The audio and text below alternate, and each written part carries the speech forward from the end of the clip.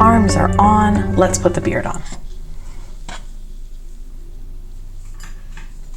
We've sewn in the other 3 ends and we've left 1. And now we're going to sew this up and over, making sure to stay centered over our belt buckle with our nose.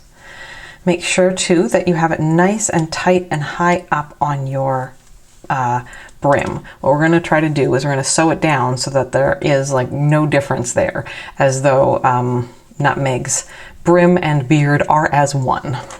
So, threading this on the yarn needle, making sure that I'm remembering to pay attention to where this is so that we've got that nice and secure.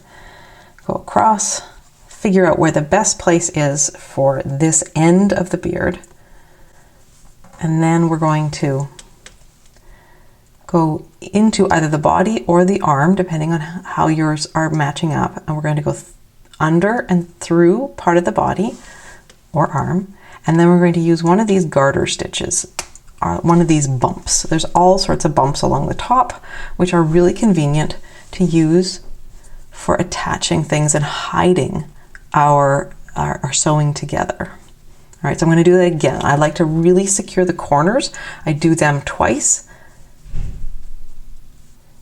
Then we can start doing more of a whip stitch. So that would look like this. You would go down and through part of the loop, either through the bump here or through the loops sort of between those. All right, so you're going to go through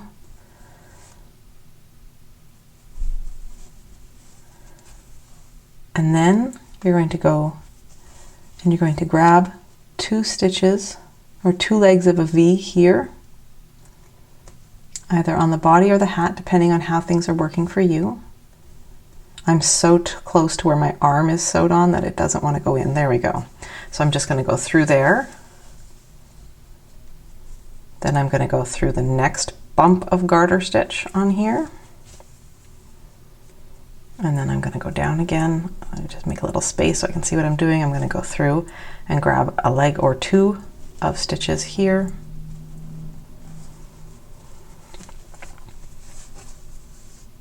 Making sure not to take my loops with me.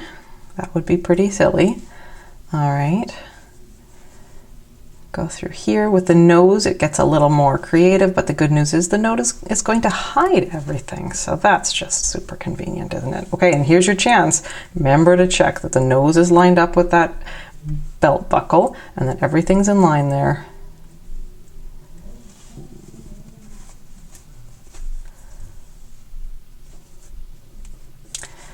And of course, if you're like me, your yarn will come out of your yarn needle about 17 times.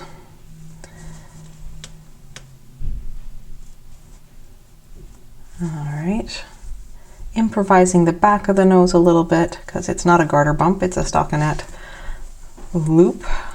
All right, I'm at the stage where I want to snug this corner down nice and good. So I'm going to go down and through. I'm going to go through at least one more time. Again, the more likely this is to be in the hands of your children or anybody's children, the more likely you should be doing things sort of double or triple.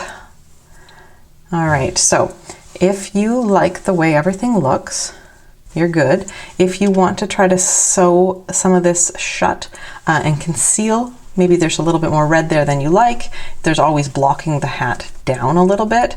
There's also always taking this end and just running it through there a little bit. If your beard is behaving a little ornery-like, don't hesitate to just hit it with a bit of steam and kind of get it to do what you want, or spritz it with a little bit of a spritz bottle and just teach it to behave. Wool will do that really nicely for you. And then the last step is getting those legs on and having a great time with that. I'm going to go underneath my mustache here. The top layer of these fringe beards acts almost like a mustache. I'm going to tie a knot with this in the back of the beard here. Make a loop. Go through the loop twice.